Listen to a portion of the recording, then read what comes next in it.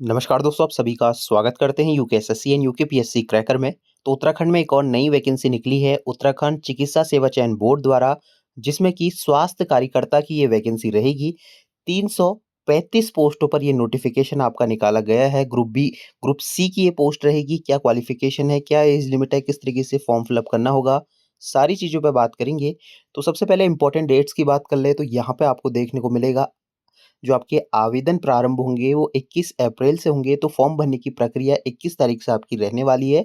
तो इसकी detail video आपको हमारे चैनल में दिख जाएगी। तो उसके लिए चैनल को मेक श्योर सब्सक्राइब करें, क्योंकि फॉर्म कैसे भरने हैं, कौन कौन से डॉक्यूमेंट्स लगेंगे, सारी चीज़ें आपको हमारे चैनल के द्वारा मिल जाएगी।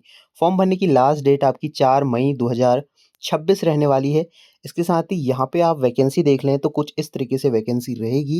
ये स्वास्थ्य कार्यकर्ता की वैकेंसी आपको दिखेगी, जिसमें सैलरी जो रहेगी 21 से लेके 69,000 तक आपको सैलरी मिलेगी। जो लेवल रहेगा लेवल 3 की वैकेंसी है।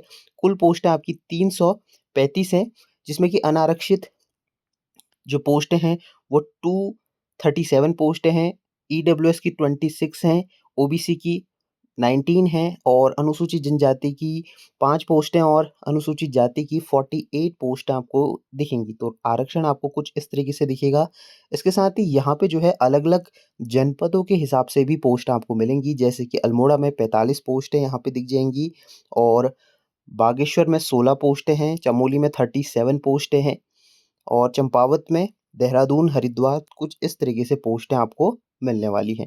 तो यहाँ पे आप लोग देख सकते हैं किस तरीके से अलग-अलग जनपदों में पोस्टें आपको मिलेंगी। तो आप अपने हिसाब से कहीं भी जो है नियुक्ति पा सकते हैं। आपकी क्वालिफ़िकेशन के हिसाब से आपको जो है नियुक्ति प्रदान की जाएगी। वेतनमान आपने देख लिया। ग्रेड पे इसमें 2000 रहने वाला है और इसके साथ ही जो इसमें आपकी शैक्षणिक योग्यता है वो आप लोगों को देखनी होगी। यहाँ पे स्वास्थ्य कार्यकर्ता महिला पद पर सीधी भर्ती हेतु अभ्यर्थी के पास निम्नलिखित अर्हता होनी आवश्यक है। तो ये आवश्यक है। तो इसमें देख लेते हैं पहला पॉइंट जो आपका रहेगा, अभ्यर्थी द्वारा भारतीय नर्सिंग परिषद नई दिल्ली द्वारा समय समय पर निर्धारित शैक्षणिक योग्यता एवं जो आपके बेसिक स्वास्थ्य कार्यकर्ता महिला प्रशिक्षण कोर्स, जिसमें 6 महीने का प्रसव प्रशिक्षण सम्मिलित है, तो वही इसके लिए अप्लाई कर सकते हैं। जिसके पास 6 महीने का जो आपका प्रशिक्षण का सर्टिफिकेट होता है वो कर सकते हैं। बेसिक स्वास्थ्य कार्यकर्ता का ये रहेगा और भारतीय नर्सिंग परिषद में आपका जो है रजिस्ट्रेशन होना चाहिए। और दूसरा है उत्तराखंड नर्सिंग एंड मिडवेफ, ठीक है? तो ये आपका काउंसलिंग में जो है आपका पंजीकरण होना चाहिए। तो ये जो पोस्ट रहेगी ये आपकी एएनएम की पोस्ट रहने वाली है। तो इसमें साफ लिखा गया है कि नर्सिंग एंड मिडवेफ जीएनएम वाले भी इसके लिए अप्लाई कर सकते हैं। तो इसमें आपका पंजीकरण होना अनिवार्य है, उत्तराखंड से ही होना चाहिए।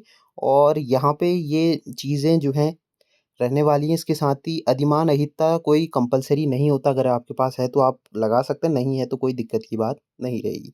जो 8वां पॉइंट है वो ज़रूरी है।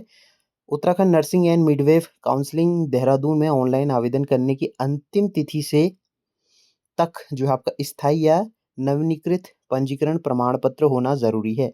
तो आपके पास फॉर्म भरने की लास्ट तारीख से पहले आपका रिन्यू होना चाहिए या फिर नया आपके पास होना चाहिए। एज इसमें 18 से 42 साल तक है और एससी, एसटी, ओबीसी को 5 साल की जो है एज में क्या मिलेगी? छूट मिलेगी। और कुछ और चीज़ें देख लेते हैं क्या-क्या चीज़ें इसमें जो है माँगी गई है। आरक्षण जो है इसमें उत्तराखंड के लोगों को ही जो है इसमें मिलेगा। तो एग्ज़ाम पैटर्न देख लेते हैं क्या रहेगा, क्या चीज़ें इसमें मतलब सिलेक्शन प्रोसेस रहने वाली है। तो यहाँ पे आपको अलग-अलग अगर आपके पास गेम्स वगैरह का सर्टिफ़िकेट है तो आपको प्रेफ़रेंस जो है इसमें मिलने वाली है। कुछ और चीज़ों के बारे में बात कर लेते हैं। राष्ट्रीयता आपकी कुछ इस तरीके से होनी चाहिए। उत्तराखंड का डोमिसाइल भी आपके पास जो है होना चाहिए। ठीक है? इसके बाद अप्लाई आपको किस तरीके से करना है, यूकेएमएसएसबी की वेबसाइट से जाके आप अप्लाई कर सकते हैं। इसके साथ ही आप हमारे चैनल के साथ बने रहिए, हम इसकी वीडियो बनाएँगे फॉर्म कैसे भरना है स्टेप बाय स्टेप प्रोसेस के बारे में। 21 अप्रैल से जो है इसके फॉर्म भरना शुरू हो जाएँगे। ठीक है? तो यहाँ पे रहने वाला है, आप किसी भी डिस्ट्रिक्ट से भर सकते हैं। डिस्ट्रिक्ट कोड आपको कुछ इस तरीके से देखने को मिलेंगे, अलग-अलग जनपदों में ये वैकेंसी रहेगी।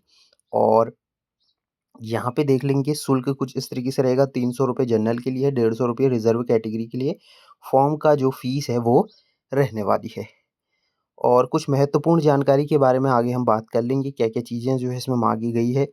और जो हमने बात करी थी कि प्रोसेस जो रहेगी वो मेरिट के आधार पर रहेगी, ठीक है? मेरिट के आधार पर जो है इसमें सिलेक्शन प्रोसेस होता है, मतलब जो आपकी मेरिट रहेगी, उस हिसाब से ही आपका सिलेक्शन होगा।